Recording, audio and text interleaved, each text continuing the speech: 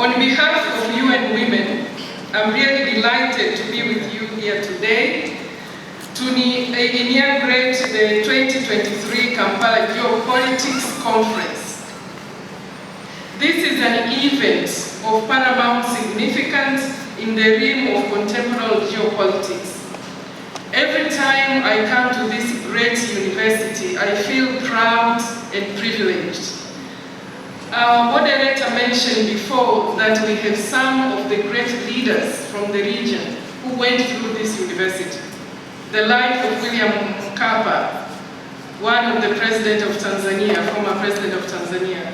The life of Julius Kambarage Nyerere, one of the presidents of Tanzania, the father of the national for Tanzania.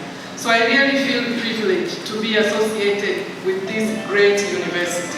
Let's clap for ourselves. We sang in our East Africa anthem, Idumu Jumuiya yetu, Jumuiya yetu ya Afrika Mashariki. Umoja wetu ni nguzo yetu. Makerere University students, did you follow me? Yes, Mzee said we have to speak Swahili. Eh? So, and we have heard from the director of CAS what is going on in the world. So you only value peace when you don't have it. Before coming here, I was talking to the director and he reminded me, oh, you mentioned that you worked in Iraq. Yes, I lived in Iraq, in Baghdad. So you don't know how it is to live with a 15 cages ready to evacuate anytime. Your whole life is in this backpack, 15 cages, which you will be allowed to take if you have to evacuate. So that's why I mentioned these words. Idumu jumuiya yetu ya Afrika Mashariki, umoja wetu ni nguzo yetu. Tuitunze amani yetu. Let's preserve our peace that we have. So the Kampala Geopolitics Conference emerged as a beacon of intellectual discourse dedicated to achieving several vital objectives, and these include creating a dynamic platform that bridges expertise between Europe and Africa, fostering open conversations in a manner that is both creative and informative. Here we will celebrate the generation of knowledge in various forms, from enlightening speeches to artists' performance and printed works. I think His Excellency the Ambassador mentioned some of the artistic work which will go on here in the next 2 days. As UN Women, we are committed to promoting gender equality and inclusion. In this endeavor, we recognize the immense importance of amplifying the voices of women and young people. They will not only be subjects of our debates, but active participants in our exchange, embodying the essence of a truly inclusive discourse. So we believe young women and men will be active participants of these debates. Globally, digital innovations are creating unprecedented opportunities for access to information and economic growth. In 2020, mobile broadband networks reached 75% of the population, but only 23% had access to internet. If the broadband reached 75%, but we are talking about only 23% which had access. This digital inequality disproportionately affects the poor, it affects women, it affects rural population, it affects elderly, it affects persons with disability. We know we are talking about the 2030 agenda, but we still have people who have been left behind. and we have only 7 years to go to reach 2030. Advanced digital skills are essential for fostering inclusive digital growth, particularly for small enterprises and startups. To address this issue, targeted actions and policy interventions are very necessary, including investments in digital education and infrastructure, promoting digital literacy, and ensuring widespread digital access. And I'm really glad when the Deputy Vice Chancellor was talking about AI, how Makerere University is also using AI in fostering academics initiative here at the university. So bridging the digital divide is not just about access, it's a matter of social justice, economic empowerment, and national well-being. Collaboration between all key stakeholders is essential to ensure that Uganda's digital future is inclusive and equitable. When it comes to the youth in Uganda, our country faces significant challenges and opportunities at the same time. Uganda currently holds the title of having the world's youngest population in Africa. I think we know this. The government has made commendable progress on youth participation, including designated seats for youth representatives in parliament. I think you know we have seats for young people in the parliament in Uganda.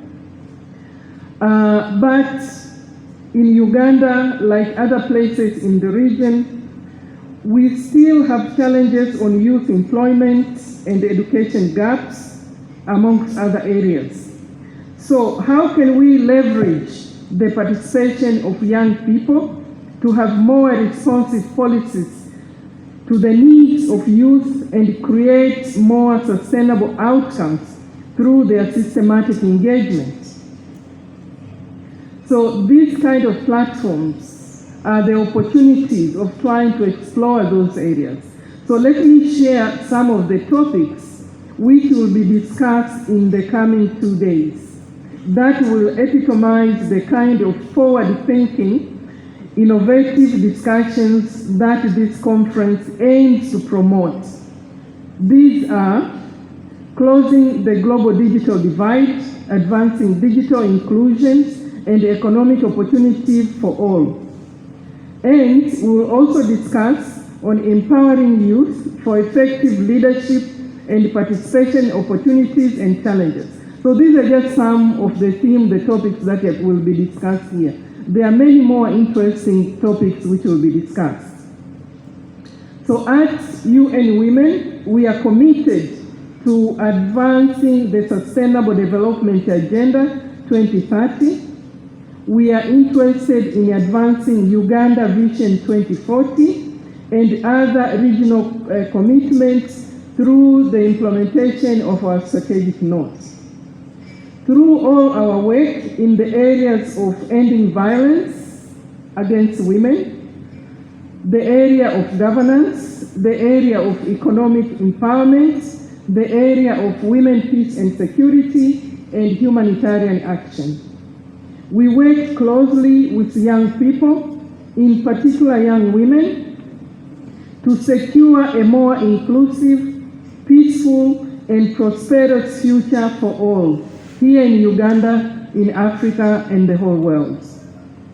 We are committed to building on these efforts to continue working for and with young people.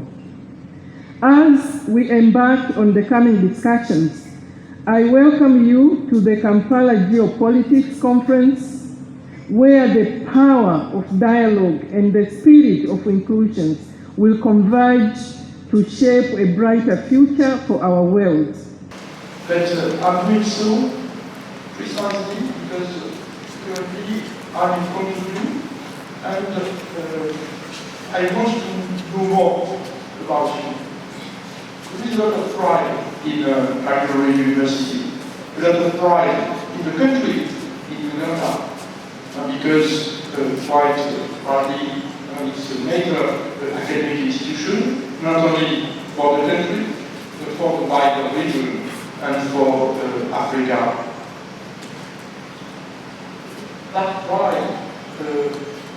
I also feel as the energies of the students, of the professors, of the academic community are brought together with the hymn of the Makerere University that I just will hear later. And we are here today together because Makerere University is viewed and is actually a temple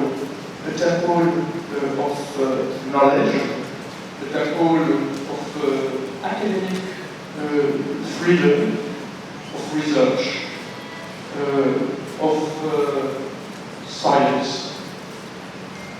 and of humanity, of activities. But what are we? Who are we, actually? We are here together. No, I'm French. She's Tanzanian and global because she represents the United Nations. He's French also. He's German.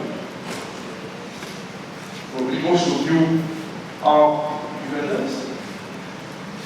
And we are together in this temple because we are believers. We are believers in Makerere University. We partner with the Makerere University as we are together as we beyond on a number of other activities. But we are also believers in what university represents. And there is so much, there are so many interactions, and words are so close between university and universality. So this is actually in view of the discussions that we'll be having over those few days, and something that we have in common. And I think I would be interested in asking questions about your background. For instance, among you who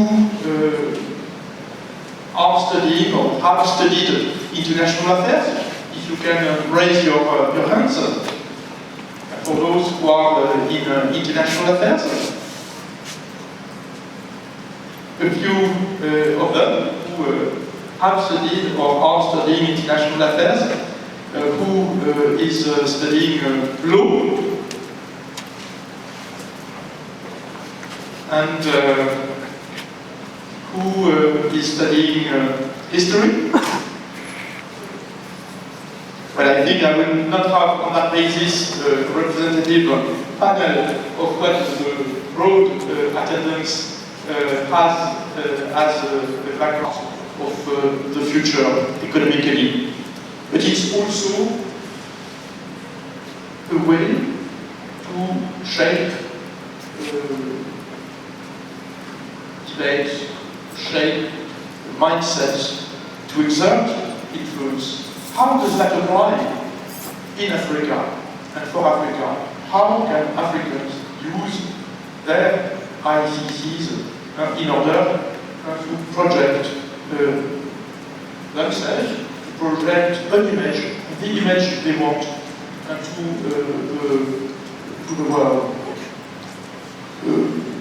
For the French participants who will enjoy a video from a French Senegalese journalist and film director, Mrs. Elisabeth Gomis, who will hear later, and who has recently been in charge of organizing a global event in Paris with President Macron at the opening, specially dedicated to ICCs in Africa. And she will share with us the conclusions and the highlights of that important conference last week. Second, there will be a debate about water governance, transboundary waters, and peace and democracy. You are in Uganda, a country of plenty when it comes to water at the source of the Nile, with so many lakes and so many wet zones, to harvests in average yearly for the agricultural sector. That's exceptional, but that is changing. And Uganda is not alone on those rivers, aquifers, and transboundary waters. So how can we ensure that there is proper governance for those transboundary waters and for water itself in the face of climate change, of water scarcity, and of the tensions that this triggers? So these will be two highlights. I would also like to make a remark with regard to the artists who will participate in today's and tomorrow's debate. Daudi Kamungi, who is the director of the Africa Gallery, will be one of those with us who will also enjoy the benefit of the presence of the renowned cartoonist J.B. Spire Sentongo. We will have also the poetess Gladys Destiny, as well as the musician Brian Aldeki. I would also like to recognize the team in charge of the workshops from Citizen Report and Debug. So, on that note, I will close my remarks and wish us all a very fruitful 2-day time of interaction, and my best wishes for that. Thank you very much.